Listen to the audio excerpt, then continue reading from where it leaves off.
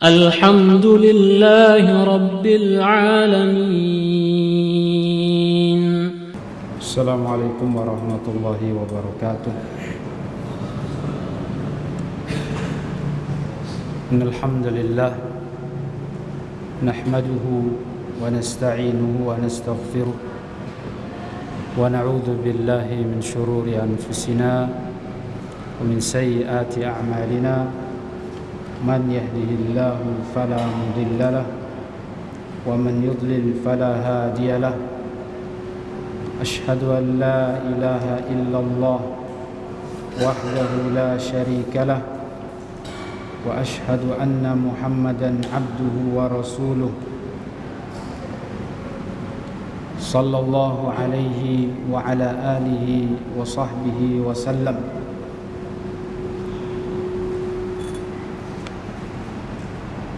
Alhamdulillah, segala puji hanya milik Allah. Kita panjatkan syukur kita pada Allah Tabaraka wa Ta'ala. Pada kesempatan malam hari ini kita kembali melanjutkan kajian kita, pembahasan kitab karya Imam Abu Abdullah Muhammad ibnu Idris ibnu Syafi'i, Al-Imam Asy-Syafi'i rahimahullahu ta'ala. Pembahasan kita masih tentang solat, dan tema kajian kita pada malam hari ini adalah Al-Imam Asy-Syafi'i ingin menyebutkan zikir-zikir di dalam sujud. Zikir-zikir di dalam sujud.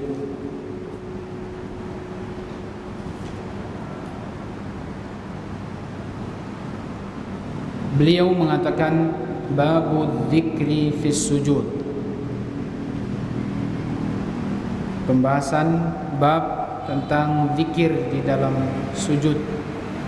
Apa saja zikir-zikir yang disunnahkan di dalam atau yang diajarkan oleh Rasulullah sallallahu alaihi wasallam ketika kita sujud.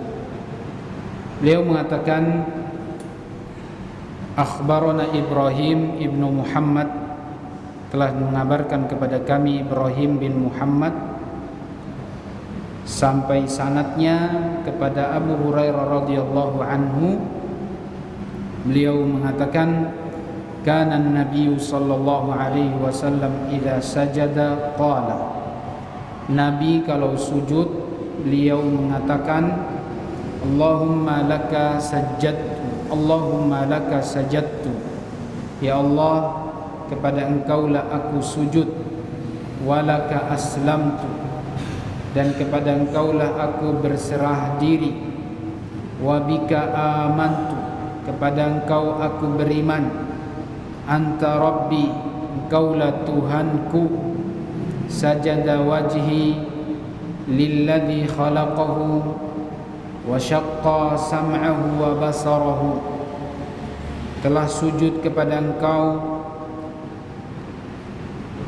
wajahku, lilladzi khalaqahu, wajahku telah sujud kepada yang telah menciptakannya, kepada zat yang telah menciptakan. Wa syaqqa sam'ahu, pendengarannya. Wa basarahu, dan yang telah menciptakan penglihatannya. Tabarakallahu ahsanul khaliqin. Maha suci Allah yang telah menciptakan ciptaannya sebaik-baik ciptaan. Ini adalah zikir ketika sujud. Allahumma laka sajadtu wa laka aslamtu wa bika amantu. Anta Rabbi, sajada wajhi lilladzi khalaqahu wa syaqqa sam'ahu wa basarahu. Tabarakallahu ahsanul khaliqin. Dihafal ya, sujud kita baca zikir ini. Mungkin sebagian kita sering membaca Subhana Rabbiyal A'la atau Subhana Rabbiyal A'la wa bihamdi. Itu mungkin yang paling sering. Dan itu juga hadis. Itu juga yang diajarkan oleh Rasulullah ketika kita sujud. Mungkin juga ada yang membaca Subuhun Quddus Rabbul Malaikati Warruh. Kemudian juga ada zikir yang lain, Subhanakallahumma wa bihamdika Allahumma ighfirli. Itu zikir yang dibaca ketika sujud. Subhanakallahumma wa bihamdika Allahumma ighfirli. Ini mungkin yang paling sempurna atau yang paling panjang dari yang kita sebutkan ini. Namun di dalamnya ada permintaan, permohonan untuk minta ampun pada Allah Subhanahu wa taala, yaitu subhanakallahumma wa bihamdika Allahumma ighfirli. Maha suci Engkau dan pujian hanya milik Engkau atau hanya kepada Engkau, maka ampunilah dosaku. Maka ampunilah dosaku. Kemudian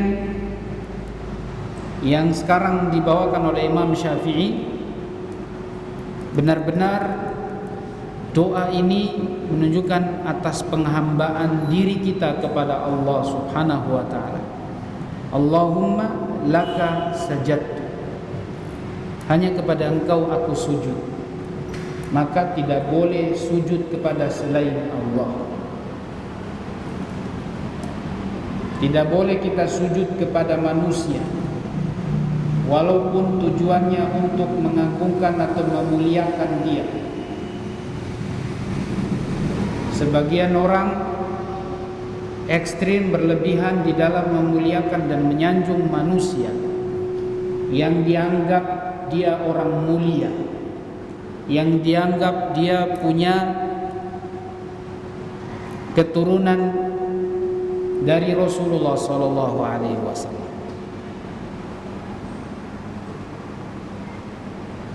Ini adalah perbuatan yang keliru. Dan kalau sampai kita sudah merunduk dalam rangka mengagungkan orang itu, maka dikhawatirkan orang ini jatuh pada perbuatan syirik. Karena yang pantas diagungkan itu Allah Subhanahu wa taala. Yang pantas diagungkan itu Allah. Jangan sampai ketika kita mengagungkan orang itu seperti kita sujud kepadanya. Orang bilang di sini subajou, ya, subah-subah. Nah itu hati-hati. Sama juga dengan ruku. Kalau di dalam ruku ada doa Allahumma laka raka'tu. Kalau ketika sujud Allahumma laka sajadtu. Ruku itu hanya untuk Allah Subhanahu wa taala.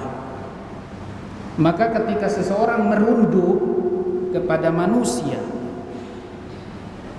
dikhawatirkan orang itu dia ruku kepada manusia, dan ini tidak boleh. Karena di dalam zikir kita ketika ruku atau sujud, kita mengatakan Allahumma laka raka'tu. Itu ruku, hanya kepada Engkau aku ruku. Makanya di dalam hadis yang lain Rasulullah sallallahu alaihi wasallam melarang inhina. Tahu inhina? Merunduk.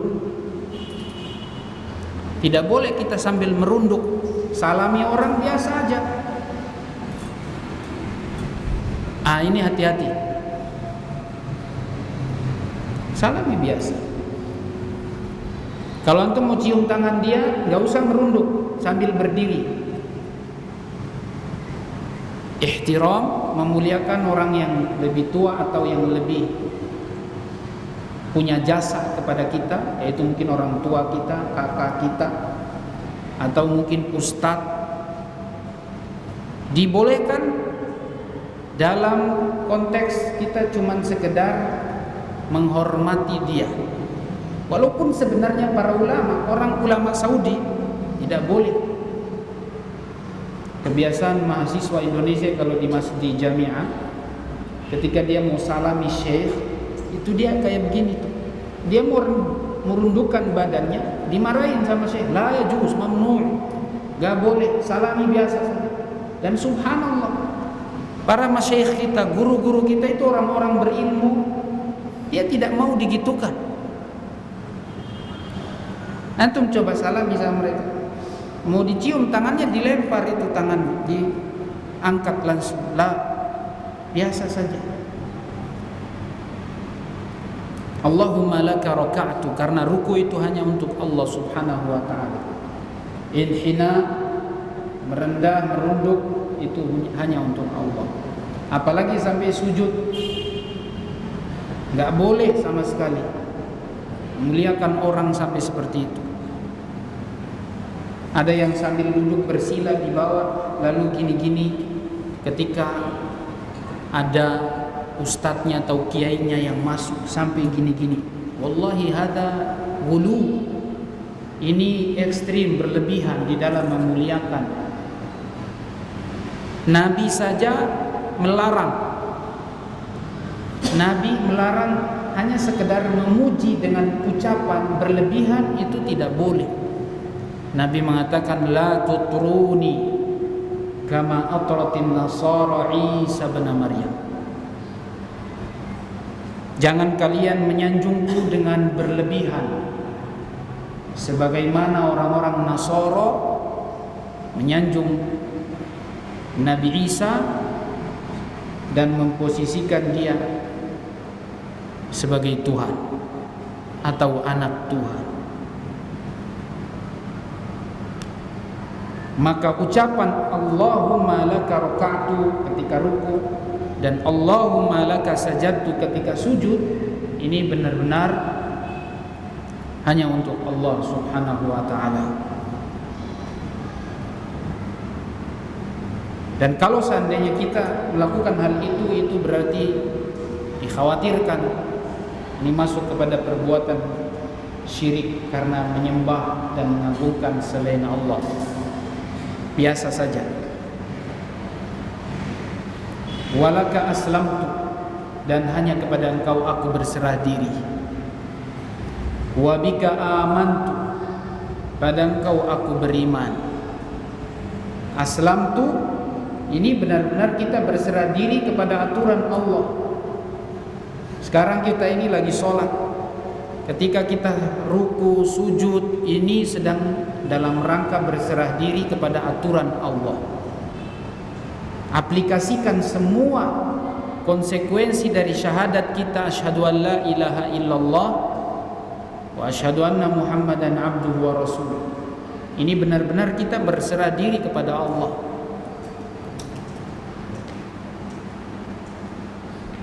Allahumma laka aslamtu, Islam, berserah diri.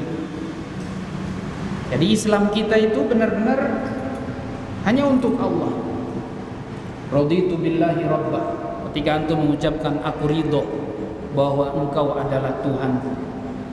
Raditu billahi, saya ridho bahwa Allah adalah Tuhanku. Wa bil islami dina, dan agama Islam sebagai agama itu bukan sekedar ucapan. Wa bi Muhammadin nabiyya wa rasulah, dan Muhammad adalah nabi dan rasul, utusan. Ketika kita mengucapkan kalimat itu artinya kita harus aplikasikan semua aturan Allah itu kita terapkan. Berserah diri kepada aturan Allah, termasuk dalam sholat ini. Wa bika amantu, kepada engkaulah aku beriman. Nah, itu benar-benar pernyataan yang menunjukkan bahwa kita ini imani semua yang datang dari Allah. Antum bisa sedikit renungkan bahwa ketika antum sholat, bukankah ketika kita sholat itu kita sedang melaksanakan ibadah? Tapi buat apa kita baca doa seperti ini? Supaya lebih menguatkan kita. Wa bika amantu. Ada seorang sahabat datang kepada Rasulullah bertanya, "Ya Rasulullah, wasiatkan kepadaku agar aku bisa istiqomah, aku bisa tetap teguh di atas agama ini. Apa wasiatnya?" Apa kata Rasul sallallahu alaihi wasallam? "Qul amantu billah tsumma istaqim." Wahai saudaraku, katakan aku beriman kepada Allah. Setelah itu istiqomahlah. Ini orang datang minta wasiat, "Rasul, ya Rasulullah, ajari aku apa ucapan atau amalan yang dengannya kalau aku lakukan aku bisa istiqomah dan imanku tetap kuat." Lihat, wasiat Rasulullah, katakan amantu billah. Coba antum ucapkan kalimat itu, amantu billah. Antum faham tidak itu kalimat itu? Jadi bukan sekedar ucapan itu, bukan hanya sekedar lewat di lisan kita, tapi memang benar-benar sesuai dengan tujuan dari penanya itu. Ketika dia mengucapkan kalimat itu, berarti dia ingin menjadikan dirinya istiqomah agar imannya kokoh, utuh. Amantu billah tsumma istaqim.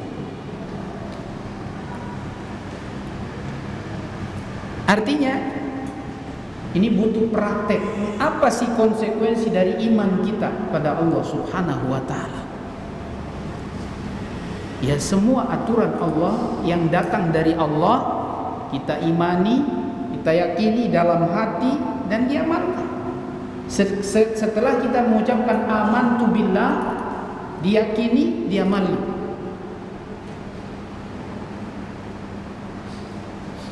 Karena iman itu kan pembahasan iman kepada Allah, iman kepada para malaikat, iman kepada para rasul, iman kepada takdir baik dan buruk. Itu iman. Iman kepada hari akhir, ada balasan baik dan buruk dibalas. Nah, itu iman. Maka pada prakteknya ketika kita iman kepada Allah Subhanahu wa taala, dalam kehidupan kita ini kita hidup tidak lepas dari bahagia dan sengsara, senang, susah, gembira, sedih. Antara itu hidup kita. Kalau lagi senang, enak-enak saja. Kalau lagi gembira, enak-enak saja. Lagi banyak harta, lagi tidak sakit, enak-enak saja. Tapi ketika lagi ada masalah, kita sakit, sedih, lagi susah, dapat musibah, sekarang dibutuhkan di situ iman kita. Iman kita di sini dihadirkan. Ada masalah, ingat Allah Subhanahu wa taala. Kita imani semua yang datang dari Allah baik dan buruknya. Karena diantara iman kepada takdir, rukunnya harus iman kepada takdir baik dan buruk. Itu tidak bisa dilepas, nggak bisa ditawar. Jangan antum katakan iya kalau baik-baik, kalau buruk gimana? Ya sudah, imani. Nggak ada cerita kalau buruk tidak diimani, kalau menyedihkan tidak diimani.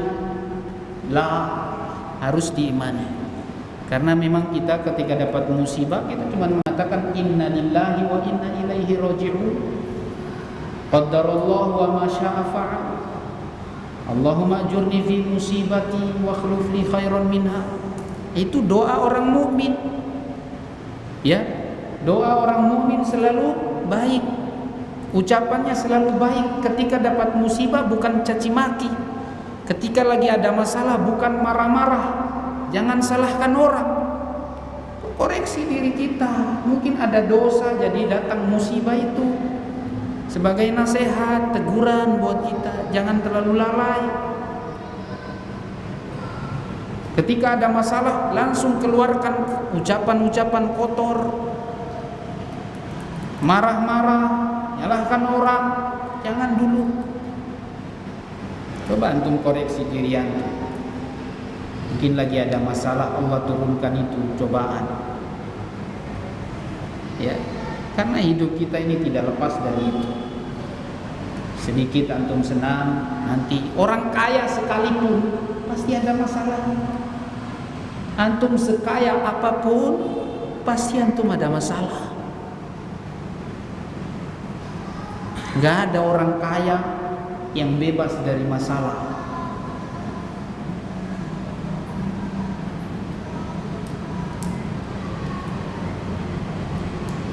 Dalam keluarganya, dengan urusan partner bisnisnya, pasti ada masalah. Dan tidak selamanya orang bisnis itu sukses terus. Harus diyakini bahwa hidup ini wa tilkal ayyamu nudawiluha bainan nas. Itulah hari-hari yang kami putar di antara manusia. Kadang kaya, ya, kadang juga turun. Nah, semua ini kehidupan kita. Coba kita hadirkan di dalam ibadah kita ketika lagi sholat. Hadirkan bahwa semua yang datang dari semua yang menimpa kita, baik dan buruknya, itu sudah Allah gariskan. Tinggal diimani, diyakini, terima kalau memang menyakitkan. Karena memang biasanya kalau lagi ada masalah, banyak diantara kita yang kufur nikmat.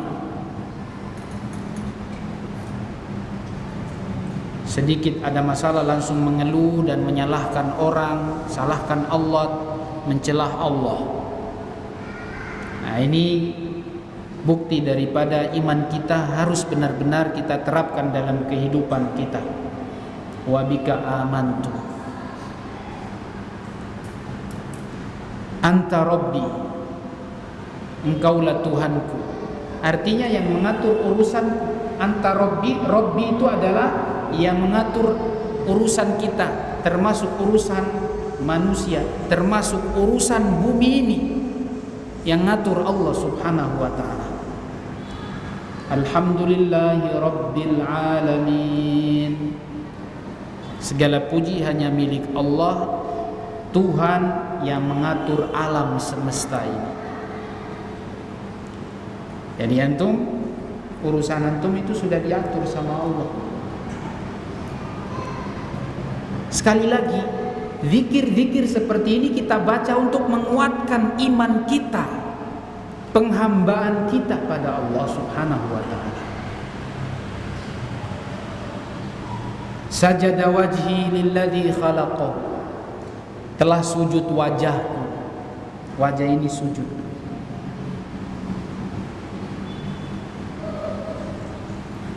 Kepada yang telah menciptakannya dan yang telah memberikan dua pendengaran, dipisah, ya, wajahku, dan yang telah menciptakan telinga. Bagaimana kalau telinga ditaruh di kiri semua? Kalau ditaruh di kanan semua? Bagaimana rupa itu orang tersebut? Nikmat Allah subhanahu wa ta'ala. Wa basarahu, mata, dikasih dua mata. Gimana ini kalau cuma satu mata atau dua mata namun berdekatan misalnya, ya, hidung di pinggir sini. Subhanallah. Semua yang kita baca di sini kata-kata wasyaqqa sam'ahu, dan yang telah memisahkan kedua pendengaranku. Ini kita terapkan bagaimana kita mengakui indahnya penciptaan dari Allah Subhanahu wa taala. Ditaruh telinga sini, dua-dua. Satu kanan, satu kiri. Gimana kalau telinga satu di bawah atau satu di atas? Ya. Mata dan juga telah memisahkan dua mata. Kalau cuma satu mata bagaimana? Tabarakallahu ahsanul khaliqin. Makanya di akhirnya doanya itu mengatakan memuji Allah, Maha suci Allah yang telah menciptakan manusia sebaik-baik ciptaan.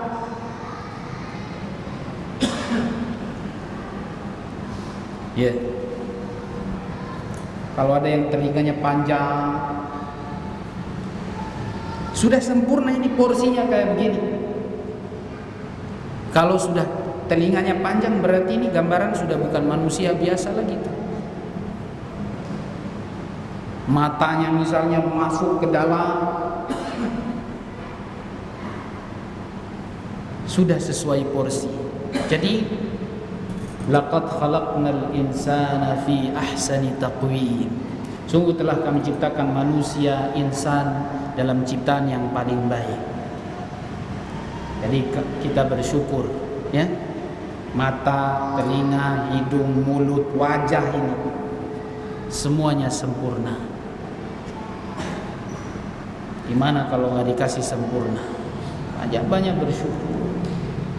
Makanya kita sholat itu adalah benar-benar ini ingin membuktikan penghambaan kita kepada Allah Subhanahu wa ta'ala. Jadi jangan sombong, semua yang ngasih itu Allah. Ya. Semua yang kaya, yang miskin satu barisan. Ya. Mau turunan yang mulia, tidak mulia, semua satu barisan dalam shaf. Tidak ada spesifikasi di situ. Ini soft orang kaya, soft setengah kaya, soft orang miskin, nggak ada. Soft kulit putih, soft kulit setengah putih, di belakang orang hitam, nggak ada. Semua satu soft sama. Sujud menghadap Allah Subhanahu wa ta'ala semuanya dipimpin oleh seorang imam. Bahkan kadang-kadang imamnya bukan orang kaya. Tidak kulit putih, gak ganteng, jelek, tapi suaranya indah. Solat membuat orang khusyuk. Yang penting bacaannya, bukan karena dia kaya, ya, bukan karena dia turunan mulia.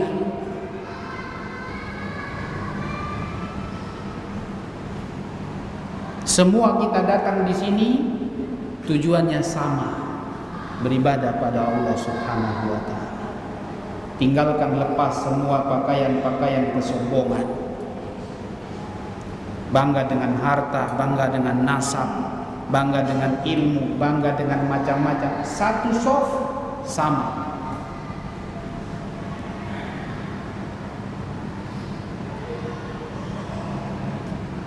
Itu adalah bukti daripada penghambaan kita kepada Allah. Kita datang sujud kepada Allah Subhanahu wa ta'ala.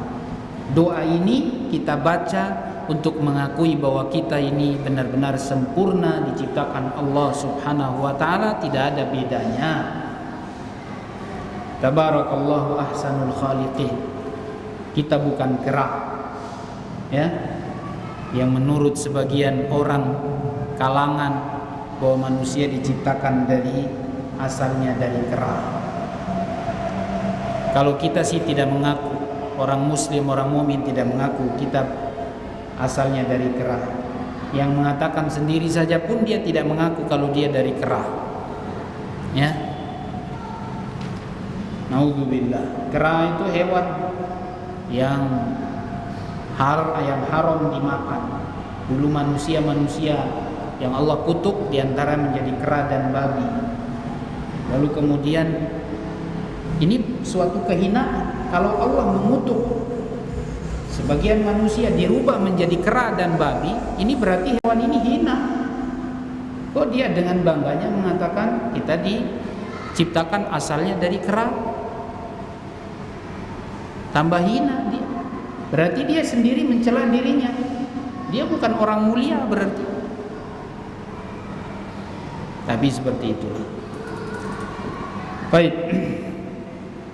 Ini Imam Syafi'i hanya menyebutkan satu doa ini, namun tidak berarti doa yang lain tidak. Tadi sudah saya sebutkan doanya yang beliau bawakan di sini yang paling panjang dan sempurna sekali ini. Apa? Allahumma laka sajadtu wa laka aslamtu wa bika amantu anta rabbi sajada wajhi lilladhi khalaqahu wa syaqqa sam'ahu wa basarahu tabarakallahu ahsanul khaliqin. Ini yang paling panjang dan paling sempurna insyaallah. Silakan juga mungkin bisa dibaca ya, biasa yang paling pendek yang tadi itu subhana rabbiyal a'la, kemudian subhana rabbiyal a'la wa bihamdi, kemudian subuhun quddus rabbul malaikati war ruh, kemudian subhanakallahumma wa bihamdika asyhadu an la ilaha illa anta subhanakallahumma wa bihamdika Allahumma ighfirli, sampai di situ. Ini atau yang panjang tadi ini. Setelah baca doa itu, zikir-zikir yang memang paten di dalam sujud, antum kalau mau sujud baca satu doa saja, jangan digabung. Subhana rabbiyal a'la gabung sama subhana rabbiyal a'la wa bihamdi. Kalau subhana rabbiyal a'la wa bihamdi, subhana rabbiyal a'la wa bihamdi. Kalau subuhun quddus, subuhun quddus. Kalau subhanakallahumma wa bihamdika Allahumma ighfirli, ya baca yang itu. Kalau yang ini sajadah wajhi Allahumma laka sajadtu, berarti yang itu. Satu saja pilih. Ustaz, ketika dalam satu sholat, misalnya nanti sholat isya, saya nanti di sujud pertama mau baca subhana rabbiyal a'la, kemudian sujud kedua baca subhana rabbiyal a'la wa bihamdi, sujud ketiga baca subuhun quddus, sujud keempat baca subhanakallahumma bihamdika Allahumma ighfirli, sujud terakhir antum baca sujud ini. Boleh tidak? Boleh. Yang penting tidak di dalam satu sujud saja. Ya, yang dalam satu sujud digabung ini semua. Satu sujud dari satu zikir daripada 4 zikir tadi ini atau 5 zikir ini. Setelah antum baca itu, silakan baca doa sesuka antum. Terserah mau baca doa apa saja, fadhol, silakan. Pakai bahasa Indonesia, pakai bahasa daerah boleh. Pakai bahasa daerah boleh. Lebih bagus lagi antum baca doa dengan bahasa Arab, atau yang lebih sempurna baca doa yang diajarkan Rasulullah. Doa misalnya kita baca Allahumma inni as'aluka ilman nafi'an wa rizqan thayyiban wa amalan mutaqabbala. Itu doa-doa yang diajarkan oleh Rasulullah. Silakan baca doa ketika sujud. Apa dalilnya? Dalilnya Imam Syafi'i membawakan sebuah hadis dari Abdullah bin Abbas radhiyallahu anhuma. Beliau mengatakan anna Rasulullah sallallahu alaihi wasallam qala, Rasulullah bersabda, ala inni nuhitu, sungguh aku dilarang an aqra'a raki'an wa sajida, aku dilarang membaca surat, membaca ayat Al-Quran ketika sujud dan ruku, atau ketika ruku dan sujud. Jadi kalau ruku dan sujud tidak boleh baca ayat. Baca doa boleh. Doa yang diambil dari Al-Quran boleh. Rabbana atina fid dunya hasanah wa fil akhirati hasanah wa qina adzabannar. Tapi niatnya baca doa, bukan baca ayat. Niatnya baca doa, bukan baca ayat. Itu boleh. Fa ammar ruku' fa'azzimu fihi rabb. Adapun ruku, antum baca subhana rabbiyal azim, subhana rabbiyal azim, subhana rabbiyal azim wa bihamdi. Silakan baca itu. Atau yang lain tadi.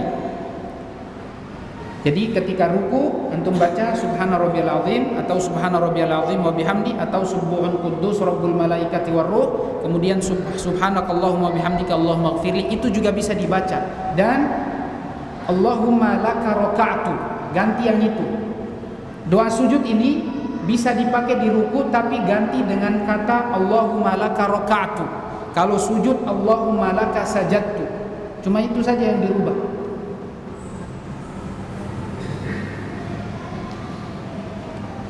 Kemudian wa amma sujud fajtahidu fihi minad du'a faqaminun an yustajaba lakum. Adapun sujud maka bersungguh-sungguhlah berdoa di dalamnya karena sangat dekat untuk dikabulkan doa itu. Faqaminun au faqamina an yustajaba lakum, sangat dekat untuk dikabulkan doa ketika lagi sujud. Jadi ketika sujud baca doa sebanyak-banyaknya ya. Caranya sudah ya. Kemudian Imam Syafi'i menjelaskan, beliau mengatakan aqrabu ma yakunul 'abdu minallahi 'azza wa jalla idza kana sajidan alam tara ila qawlihi 'azza dzikruhu wasjud waqtarib, yakni if'al waqtarab. Beliau membawakan perkataan Mujahid, seorang ulama tabi'in murid Abdullah bin Abbas. Imam Syafi'i mengatakan sedekat-dekatnya seorang hamba adalah ketika dia sujud.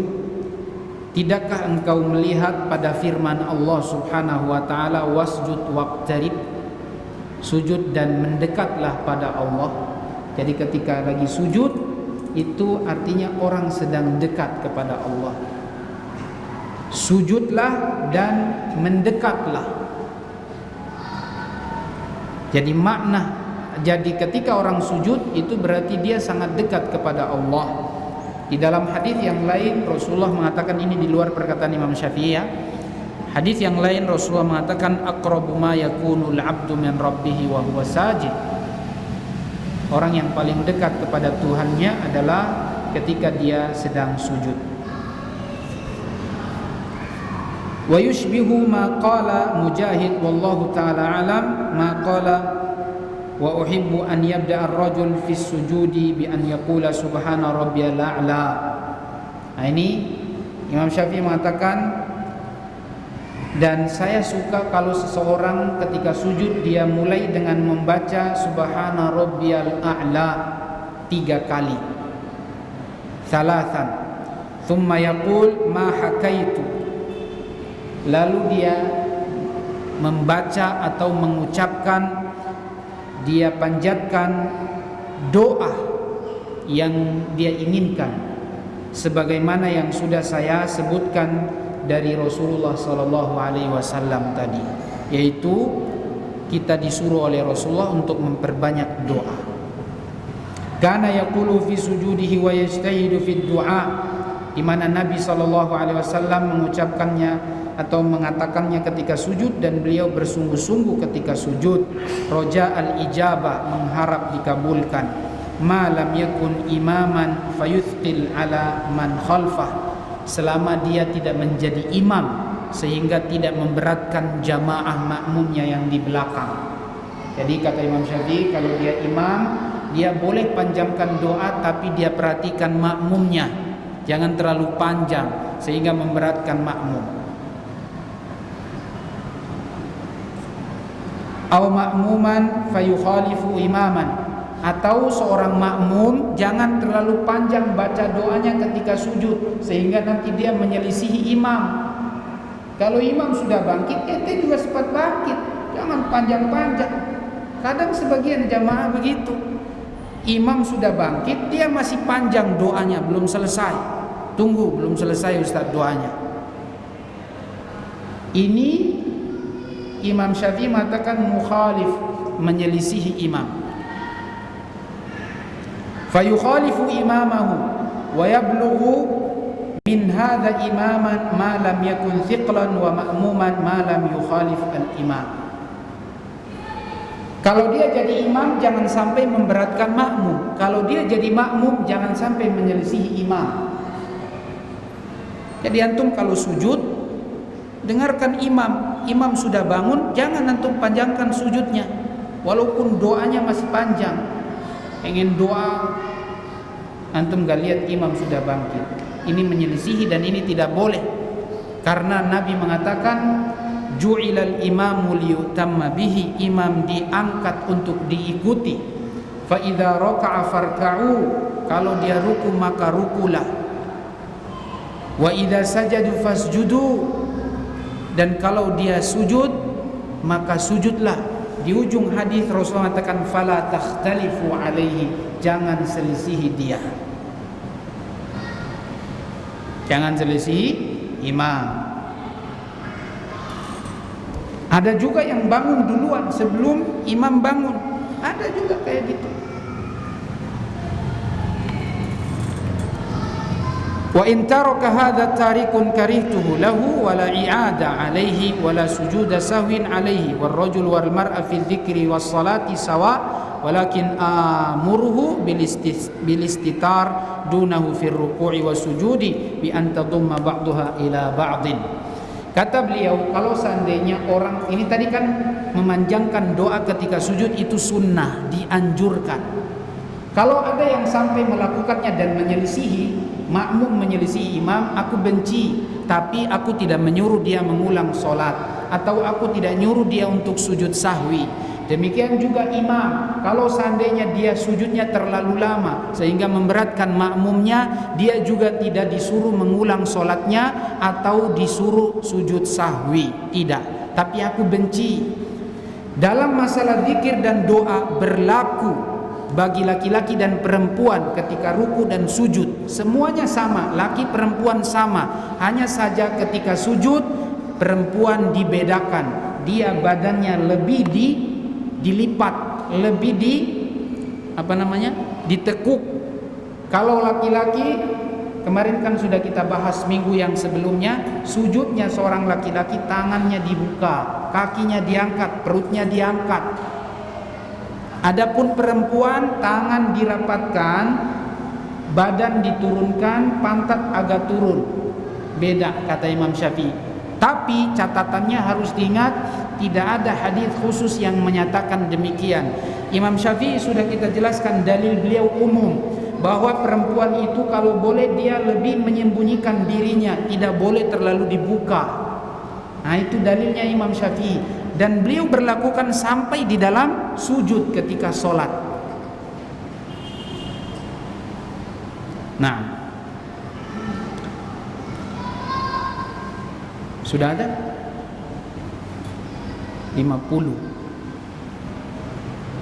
54 apa 53? Belum ya? Sedikit lagi. Wa idza akhadha ar-rajul fi raf'i ra'sihi min as-sujudi wa wad'ihi idza akhadha fi at-takbir. Kalau seseorang sujud dan dia bangkit dari sujud, dia mengucapkan takbir.